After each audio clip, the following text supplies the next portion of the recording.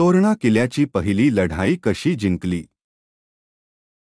17व्या शतकात सामान्यतः गडावर किल्लेदारांच्या हातावर राज्य होते असे मानले जात होते. या वस्तुस्थितीमुळे छत्रपती शिवाजी महाराजांनी आपल्या प्रदेशातील अनेक किल्ले काबीज केले आणि काही नवीन किल्लेही बांधले. प्रचंडगड ही छत्रपती शिवाजी महाराजांनी काबीज केले आणि त्याचे नाव बदलून तोरणा ठेवण्यात आले. वयाच्या 16व्या वर्षी छत्रपती शिवाजी महाराजांनी स्वराज्य स्थापनेचा निर्णय घेतला होता.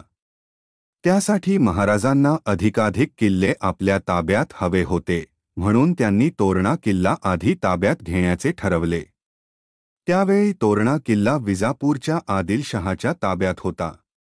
महाराजांनी 1645 मध्ये स्वराज्याची शपथ घेतली आणि त्यानंतर 1647 मध्ये कान्होजी जेधे, बाजी पासलकर, तानाजी मालुसरे, सूर्याजी काकडे, येसाजी कंक, बापूजी मुदगल, सोनोपंत डबीर यांनी किल्ला ताब्यात घेऊन स्वराज्य तोरण बांधले आणि प्रचंडगड किल्ल्याचे नाव त्याने तोरणा असे ठेवले.